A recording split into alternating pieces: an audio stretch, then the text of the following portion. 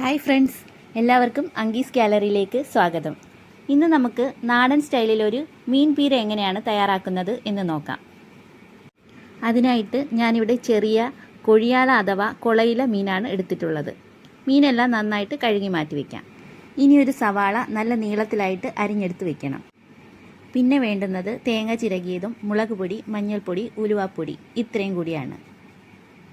ഇനി ഒരു മൺചട്ടി അടുപ്പത്ത് വെച്ച് അതിലേക്ക് കഴുകി വൃത്തിയാക്കി വെച്ചിരിക്കുന്ന മീനും സവാളയും ചേർത്ത് കൊടുക്കാം.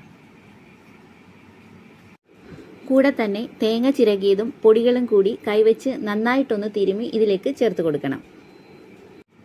ഇനി ഇതിലേക്ക് ഇഞ്ചി വെളുത്തുള്ളി ചതച്ചതും പച്ചമുളകും കറിവേപ്പിലയും ആവശ്യത്തിനുള്ള ഉപ്പും വെള്ളവും കൂടി ചേർത്ത് കൊടുത്ത് അടച്ചു വെച്ച് നന്നായിട്ടൊന്ന് വേവിച്ചെടുക്കാം. മീനെല്ലാം നന്നായിട്ടൊന്ന് വെന്ത് വരുമ്പോഴേക്കും അതിലേക്ക് കുറച്ച് കുരുമുളക് പൊടി കൂടി ചേർത്ത് കൊടുക്കണം.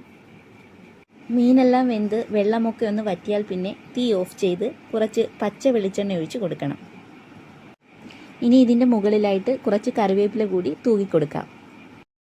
ഇപ്പോൾ നമ്മുടെ ടേസ്റ്റി ആയിട്ടുള്ള മീൻ പീര ഇവിടെ തയ്യാറായിരിക്കുകയാണ്.